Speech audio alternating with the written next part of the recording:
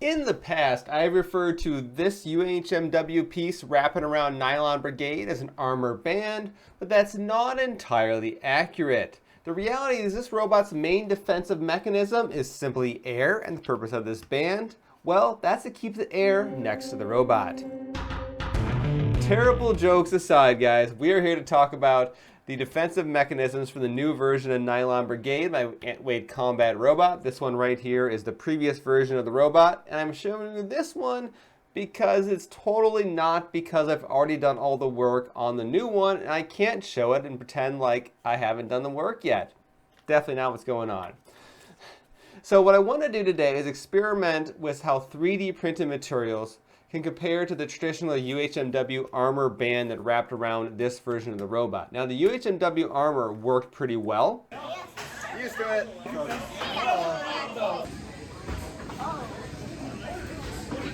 But the real problem with this type of armor design is that it's a pain to build. If I point the robot at the camera, you'll see the armor does slope a little bit, which requires you to kind of cut out a piece as a weird, funny shape, and it wastes a lot of material.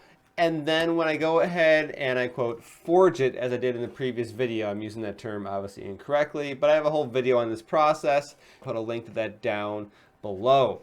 So I'm really hoping that some 3D printed options will work just as well as the UHMW, so I can use those instead and hit go on a printer instead of having to sit here and just mold out a piece of UHMW.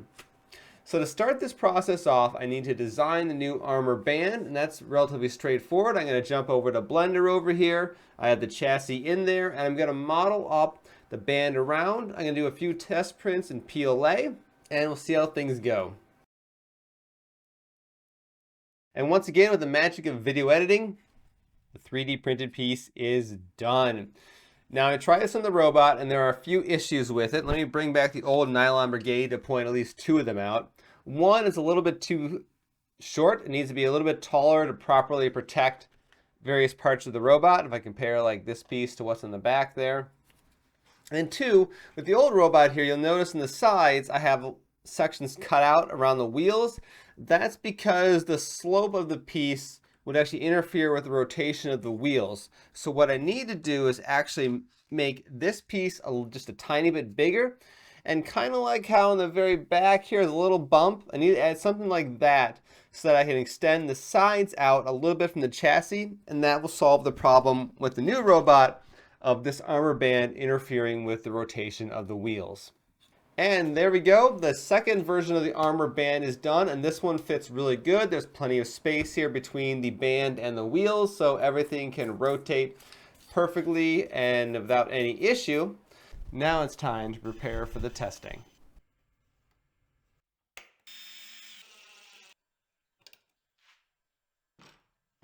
So now it is testing time, and unlike the first couple takes, I actually have the robot in my hand, so that's probably a good way to do things. So first up for the material-wise is going to be PLA, and no, PLA is not a serious test. Of course, it's going to shatter and not work very well at all for armor. However, I did have to print up a couple of these armor bands to test the fit of the piece, so that way when I printed the real stuff, I'm actually not wasting material. So let's go ahead and have some fun and just see what happens with one of these test prints.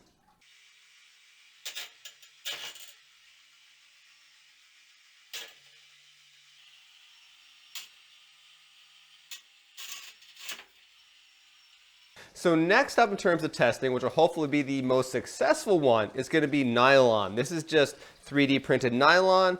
My 3D printer is not set up for abrasive materials, so it's just standard nylon, no glass fibers, no carbon fiber things. Oh, got some little wood crap here to clean up. I had this thing sitting over my wood bench where I was working on the robot, and that's why it's got little stuff in there. But let's go ahead and hook this thing up to the testing rig and see how it performs.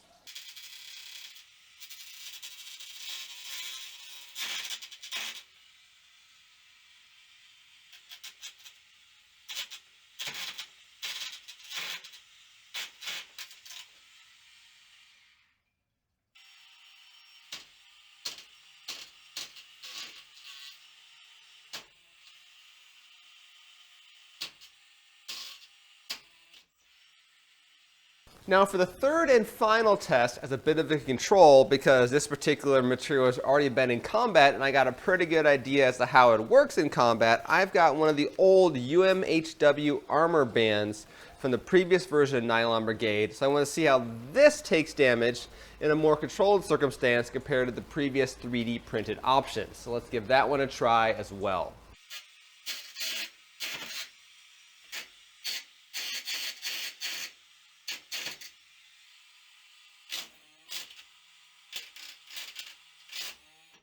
Before I talk about how each of these three pieces performed, I do want to make one comment on something that's missing. Obviously there's no TPU 95A or some similar type material in the armor band, and that's kind of the new fancy popular darling for the Antweight Combat Robot scene. So if I were to print one of these pieces here in this shape, one of these shapes here like this, as TPU 95A, I'm pretty sure it'd be so thin that it just kind of flop around and be completely ineffective as actual armor. If you want to get any sort of structural integrity for a TPU material, it's got to be kind of at least have some large chunks to it. So what I would have to do is redesign the chassis to, instead of having a band that bolts on, there would have to be a few parts where there's at least blocks that kind of bolt through the bottom of the chassis and maybe here the sides, back and front, or something like that. I may experiment with that as an option in a future version of the robot, but that's why I did not try to play around with TPU 95 today. So first up was the PLA, which honestly performed a lot better than I thought it would. But to be honest with you, that may be a bit of a reflection on the relatively low power of Nylon Brigade's weapons. But in the past, it has actually chewed through PLA. This is one of the test chassis I've made. And all these pieces, well, there's not much left of it because Nylon Brigade ripped it apart. So I think there's a few reasons why with some of the weapon tests I've done in the past, PLA got obliterated, but this particular piece did not. First of all, this is solid PLA. There's no support material in here, whatever. It's 2 millimeters thick of solid PLA, so it's definitely a lot thicker, whereas your typical piece like this only has maybe the top and bottom are like, do the math, 0.4 millimeters thick, and it's just empty, mostly empty space in the middle. So it's a lot easier for the thinner PLA to snap under any sort of stress. Also, the way this particular piece was mounted, it always had a fair bit of flexibility during the test, so it could get bumped up like this, or when it's mounted here, it could kind of flex in a little bit, and that flexing is what really absorbs a lot of the energy. So there is definitely damage on the back of this armor piece. You can see it there as I hold it up.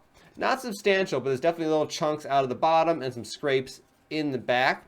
To be honest with you, I would not be surprised if when I get into an actual combat scenario where if I bring up my robot, obviously I've got a PLA test piece on the current robot as it is.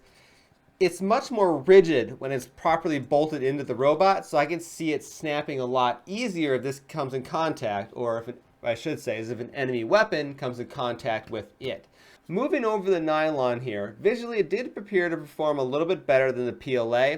It's kind of hard to see with the fact that it's white versus the black, but there are smaller chunks taken out of the bottom from Nylon Brigade's weapon, and a lot of that is probably due to the fact that nylon itself is much more flexible than PLA. So not only does this have some flexibility because of the testing, just the nature of the material means more of the energy gets dispersed into the movement of the material than you would with PLA, so you take a little bit less damage that way. Plus, when this is going to be bolted to the robot, whereas the PLA piece right here, this is obviously a test armor piece, is really rigid, this is going to be less rigid and it's going to be more responsive when it takes hits in actual combat. So once again, the flexibility of the nylon is going to absorb some of the damage as compared to the stiffer PLA. So I'm probably going to go this route for the main armor bands.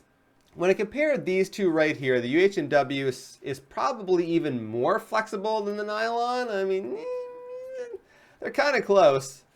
I would definitely trust this a bit more than this, because at some point, you know, the layer lines are going to snap. The advantage of UHMW is that it's pretty much difficult to compromise unless you can cut through the entire piece. That happened once Nylon Brigade in the last combat event.